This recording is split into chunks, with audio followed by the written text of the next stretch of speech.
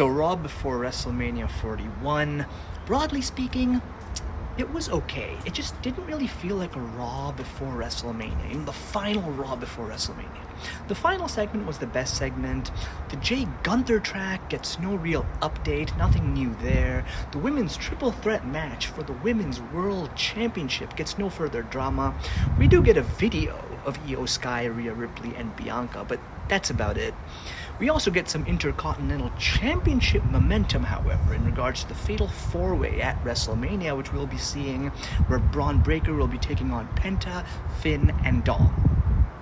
Unfortunately, however, overall, this Raw was just okay, I guess. It wasn't really bad, but it just wasn't really as good enough, as the final Raw before WrestleMania. We start with Gunther coming out and Michael Cole is in the ring, ready to conduct an interview. However, it really isn't much of an interview because, Gunther just, speaks, basically. He just rants. Basically he just rants about how last week Jey Uso lied about not being scared. He says how at WrestleMania he will put Jey down for the 4th time in a row.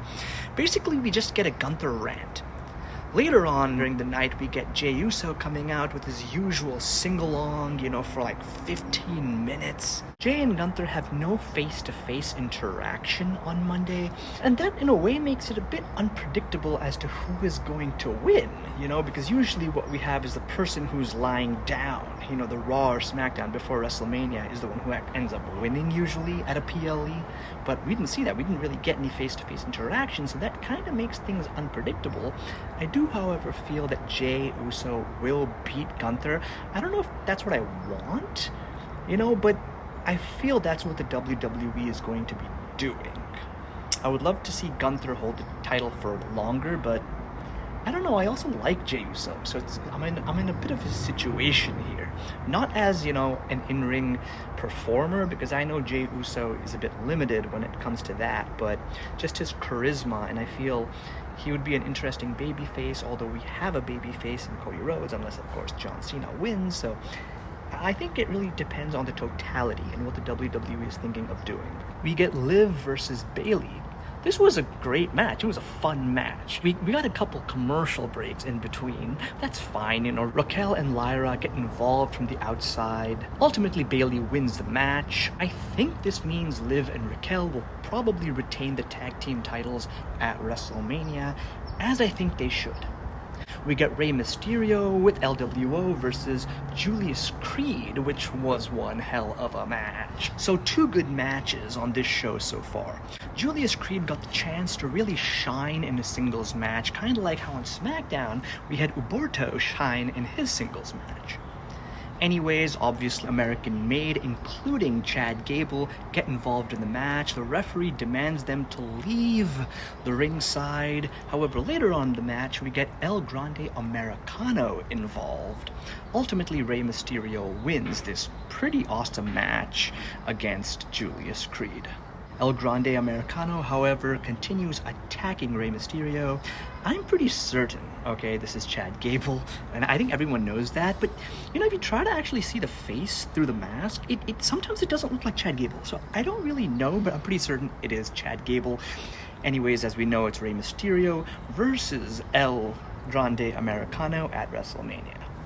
It would be kind of weird to have a Hall of Famer like Rey Mysterio lose to El Grande Americano, because even though we sense that El Grande Americano is Chad Gable, we still don't know whether it truly is, and we haven't really seen El Grande Americano perform as much to the level in which he could potentially win a WrestleMania match against a Hall of Famer like Rey Mysterio. So I don't really know. I'm kind of split on this. I think maybe Rey Mysterio. Or it is revealed that that's Chad Gable. Maybe the mask comes out and Chad Gable wins. I don't know. We get a War Raiders video package and a New Day interview. There is zero hype regarding this match. I don't know what the WWE has done with the New Day, but it is what it is. There just isn't really much excitement regarding this match. We get AJ Styles versus Karrion Kross. Now, we all know that, AJ Styles is gonna win, or Logan Paul will interfere in the match and attack Styles. That's what I sensed. Ultimately, obviously, AJ Styles wins the match, but let me just say that Karrion Kross has style, man. There's something about him. I see a future, but obviously AJ Styles wins the match. A fun match overall, and I just love Karrion Kross's gimmicks, his persona. He made the match pretty interesting, honestly. Logan Paul comes out after the match. He presents a video package of himself, full of attitude and just ego, man. I mean, the dude is like 28 or something, and he honestly has achieved quite a bit considering that age. But either way, the crowd hates him. Styles is unimpressed by the video as well and invites Paul to enter the ring. But that's when Karrion Kross attacks from behind.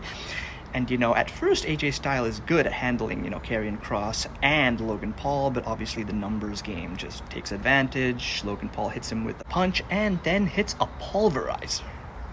That's how the segment ends. All I know is that this is going to be an awesome high-flying match at WrestleMania.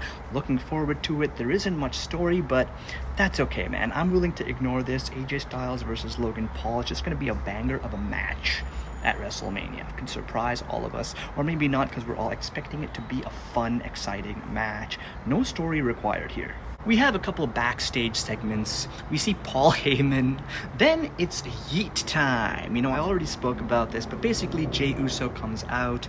The usual 10 to 15 minute sing-along and dance session happens, followed by a promo. He just says the usual stuff, nothing new. Still pumped for the match. I think Jey will do it, like I said. At first, this rivalry just didn't really have much hype, but in the past couple of weeks, WWE has really managed to just build it up. Next is Penta versus Finn Balor, but before this, Braun Breaker is jumped backstage by the Judgment Day, so we are made to think that, Braun is out for the night. But hold on. Anyways, we get Penta versus Finn, a fun match. Obviously, Dom Mysterio and Carlito get involved. This is when Braun Breaker also gets involved, so the Judgment Day could not put him down. Unfortunately, Finn wins. This due to a disqualification, however, since Braun spears Finn, basically. He also double spears Dom and Carlito, which is pretty insane. Braun is then about to spear Penta, but Penta ends up hitting him with a Rana to the floor. Penta then jumps off the ring and dives onto Braun, Dom, and Carlito onto the floor outside the ring. Penta gets the last laugh here, so who will win the Fatal 4-Way match at WrestleMania? I feel either Braun will retain, or what I find interesting is in the possibility that Dom wins. It's a Fatal 4-Way, so anything could happen. Will it? I don't know, but it would be freaking hilarious if Dom Mysterio actually wins. Now we are reaching the end of the show. CM Punk has a heart-to-heart with Paul Heyman, but Roman Reigns arrives backstage, prompting Heyman to quickly leave Punk's side. Roman enters the arena to a grand welcome and demands acknowledgement. He confronts Paul Heyman about his apparent betrayal, questioning a favor Heyman repaid that seems to have only hurt Roman Reigns. Heyman insists that it wasn't betrayal, he was just settling a debt, basically. Seth Rollins interrupts, calling out both Roman and Punk for being bad for the business. Roman for being a part-time wrestler, and Punk for abandoning WWE in the past. Seth emphasizes that he represents the future, someone who sacrifices for the business. He reveals Heyman chose to side with Punk, not by accident, but by choice, something Roman needs to accept. Mind games. Roman responds violently, attacking Seth. Punk runs into help, but gets speared by Roman. Then Rollins returns with the chair, taking out both Punk and Reigns in a callback to basically the Shield breakup. Heyman is left stunned as Rollins stands tall. Seth seems to be getting the upper hand in this rivalry. I don't know what this means for WrestleMania 41.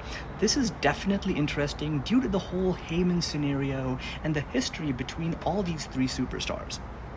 I'm looking forward to this match due to the intrigue of what could happen. It's weird to think that this, however, is the last Raw before WrestleMania. It just did not really feel like it. Plus, knowing that there is only one SmackDown left, I mean, what could possibly happen to really shake things up before WrestleMania? I think we kind of just know now, what's there. I don't think anything dramatic is going to happen. Obviously, I'm looking forward to WrestleMania because it's WrestleMania, but the build has been off. Maybe I'll get to that in another video, perhaps. Anyways, guys, that's that. Please do subscribe to my channel if you guys have not yet done that. Watch my previous videos, like, share, hit the bell icon. And yeah, this WrestleMania has been a very interesting WrestleMania. This Raw was a bit bizarre, but I love the mind games by Seth Rollins. I also enjoy the Gunther and Jay situation for what it is. Even though the build it started off slow, then it went up a little bit, but on this Raw, basically, again, a bit of a frozen situation for the whole Gunther and Jay situation. This last Raw didn't really take it, or didn't really hold on to that momentum. New Day, I don't know. The women's triple threat match, again, decent build, but I don't know, still not there. The only thing that's really, really there overall on the card is Cody Rhodes and John Cena with The Rock. And then I'd say, Seth Rollins, CM Punk, Roman Reigns. But other than these two, we have some good matches, less story, but good matches, guys. So yeah, that's that. Please do subscribe, like I said. Until next time, peace out.